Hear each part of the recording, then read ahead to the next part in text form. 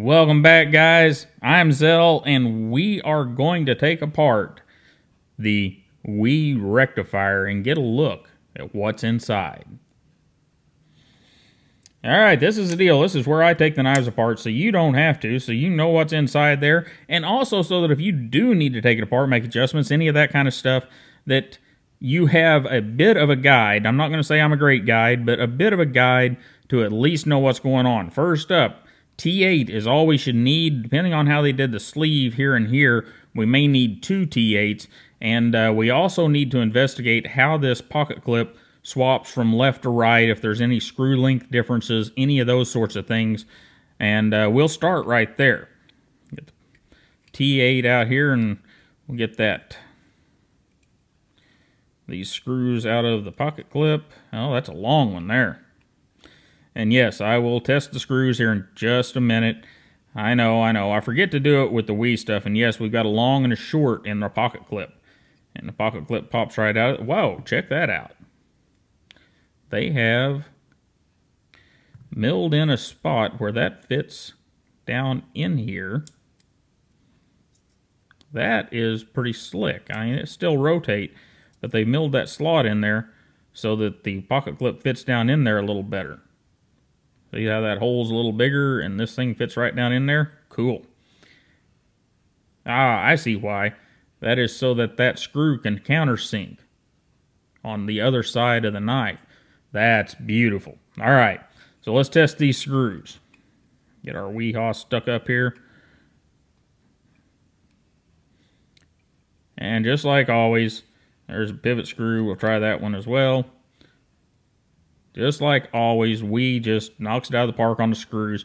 And, you know, that's part of the deal. They make their own screws, so they can control that stuff. They can control how the threads of the screw and the threads of the whatever it's screwing into, sleeves and whatnot, how those things interact whenever you are cutting your own screws. And that's just a beautiful thing. And I have not tested to see, and I need to set these pocket clip screws aside because they are different. 3 different length screws in the knife. And, you know, that's okay. We just need to be aware of it whenever we're taking it apart. You know, and wow, check that out. All right, so here's our backspacer. It is a piece of titanium. Got some light jimping, very much like the carbon fiber backspacer on the other 2 of these small knives. Not terribly aggressive, but enough to know it's there. Nicely machined out, and let's see how the knife sits inside its handle.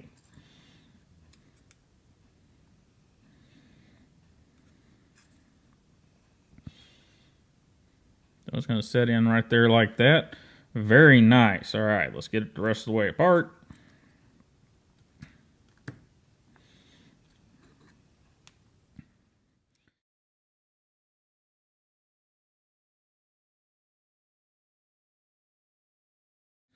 And, oh, check this out, guys. Man, this is beautiful. Inside our G10, they have a very similar piece that they've machined out, part of the G10, and put in a piece of stainless to hold the stop pin and to hold your bearing race. And that is just a gorgeous thing. And I don't think... We're not going to try to get that out of there because look at that fit. Oof. Well, I don't know. It might come out. We'll look at that here in just a minute because it is pretty neat how they've done that. So let's get a good look at this G10 show side. You've got this piece machined in. Check out this side. It even goes up in there. There's our little lip for the Wii pivot to hold itself in place. Down here we have this pocket clip screw that you would need to screw in if you were going to swap sides of the pocket clip. Look on the back side. They have another tightly machined in little piece of stainless or titanium, I'm not sure, right there. That is just, wow. That's we thinking. That's them putting forth the extra effort that some knife companies do, some knife companies don't. I want to see if that's going to push out easily. If it doesn't, we're not going to pull that out because that is very, very, very tight. Yeah, big old picture of my arm there.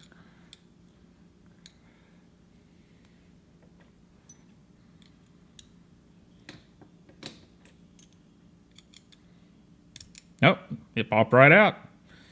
Just needed a T8. Okay. So here is that little insert piece.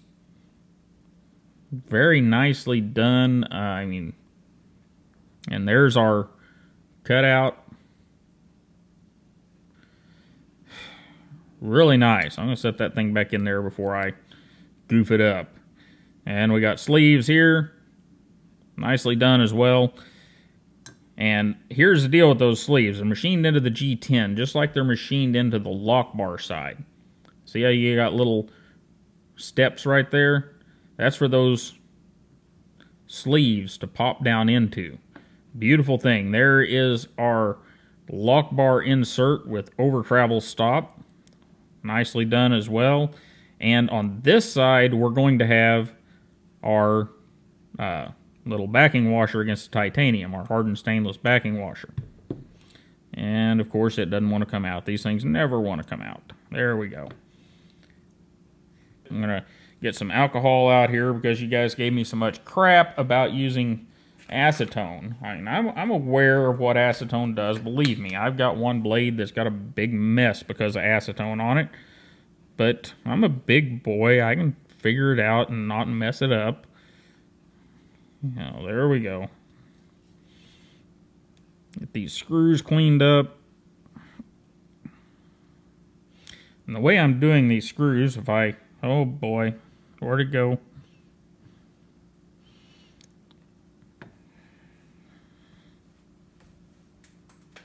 I just heard it hit the floor, guys, and it's right behind me. Woo! Didn't lose it. What a deal. Now, I'll once again say what I'm doing with these screws.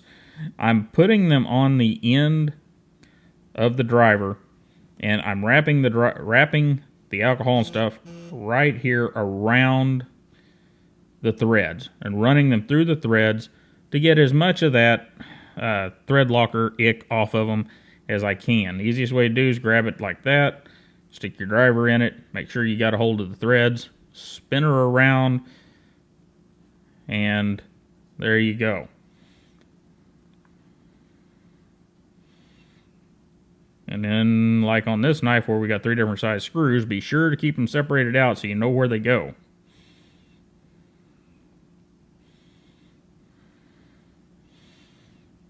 Like that one goes with the pocket clip, the long one goes with the pocket clip, and this one here is a body screw. We'll get the pivot screw, get it cleaned up a bit.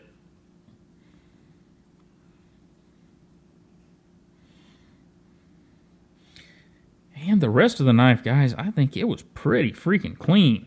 I mean, I've carried it a little, not a lot, a little bit, enough to know what it's about. But it seems like it has stayed really clean. So you guys know the drill from here. We shake up the Vibratite. And then I Vibratite all the screws, and then I go hang out for 30 minutes, and you guys wait for the little flip thing. And as soon as the little flip thing's over, you guys get to see me put it back together right away because, well, you're privileged and I'm not. I've got to do the waiting. There we go. Our pivot screw. And we did not do these 2 screws because they've still got factory Loctite on them. We didn't break them loose, and we're not going to. I just wanted to see, and here's how that pocket clip is going to work. Okay, I'll break it loose because you guys are going to want to see this.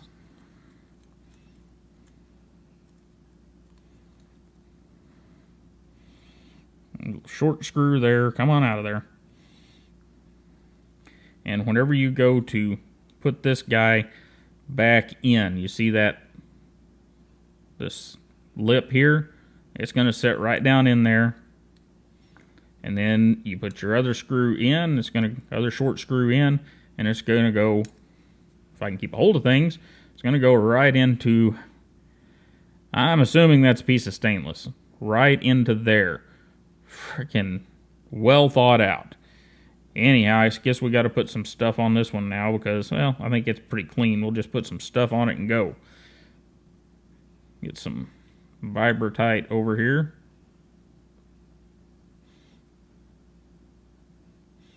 Oop, got a little much. There we go. And like I said, you guys know the drill. I'll be back right away after I wait 30 minutes. Alright guys, time to rock and roll. I think the first thing we need to do is get this sleeve back in here. And I've been looking, and I'm pretty sure that one goes, because see, I goofed up here. I got those screws mixed up, just like I told you not to. I got them all mixed up. So the short ones are going into the little sleeves. Except for here, where that long one's going into the sleeve. So anyhow, let's get on with it. We have our little insert here, so we don't have a backing washer, but our counterbore or our recess is right there. So get a little of the 10 weight oil, put just a little bit of that in there, and lay that bearing in like that, so we've got the open side of the bearing facing into our counterbore just to protect it from getting crap on it. And I suppose we should put a pivot in there before we do anything else, huh? Okay, be sure to line up a little step on your weave pivot, and there you go. That's snug, snug, snug. And whenever you get it down in there, be sure that it sets pretty flush. Because if it doesn't, you don't have it lined up right, and the whole knife isn't going to go together properly.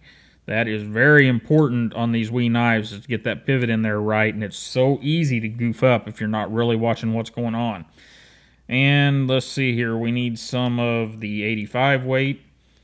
Drop that down in our detent hole. Just a wee bit down there.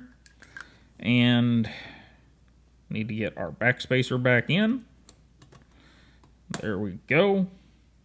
And, man, I forgot to get the scale back up here. Oh, probably better do this. Drop that guy on there. Get a little bit more of the 10 weight in there. And I'm not putting any 10 weight on the front side because these are bearings, guys. They pick up the oil, they roll it all over the place, and, well, there you go. Don't really need it. And there's our backing washer. And we'll see if this one goes together just like the other ones. Man. I know. I make this deal about the wee knives going back together, and some of the other brands as well. But, and see, that was my fault. I didn't put my finger over that pivot screw, and I let it get pushed back out. And you can't do that. You got to have that thing lined up, or the whole knife just, it was pointless what you did. Because it's not going to work right if that pivot screw is not properly lined up. And there we go, pivot screw, nice and flush. Just like it's supposed to be. And I bring that up because whenever I do service work on these knives, I occasionally get a knife in, and some customer will be complaining that their pivot isn't working right. It's not tightening down, and it isn't. And they've had it apart, and whenever it gets here to the service center, or gets over to the service center, not here, but over to the service center, I take that thing apart, or if I don't take it apart to begin with, I look at the pivot. First thing I look at will be, is this pivot flush like it's supposed to be on the knife? You know, it doesn't matter whether it's one of these or whether it's a titanium model. And if it's not where it's supposed to be on the knife, I know what the problem is, and I know that that's a quick one. We can get that sucker fixed and out the door in a matter of minutes. And I take that thing apart, set the pivot the way it's supposed to be, put it back together, and while I'm in there, I clean it up, do all the good stuff. And most of the time, probably 99% of the time, and that's a really high percentage because I don't get that many guys, it's fixed. Remember, long screw goes in the top one, and you also got that little lip around there that goes down in the counterbore for the or countersink here for the screw head. Wait a minute. Countersink may be that's a different term for angled stuff. Generally more often used by woodworkers in general parlance. So yeah, we're going to call it a counterbore because it's nice and flat bottomed. Anyhow, long screw, shorter screw, and we have our stuff back together. Let's see what we got for action, and I got that guy really, really, really tight. I overdid that.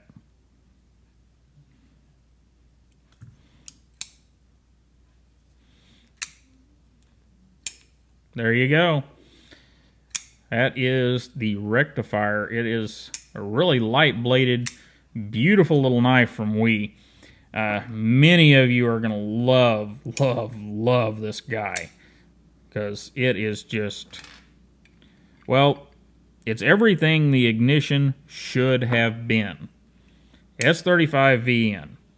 Great action, thin blade stock, and torque screws.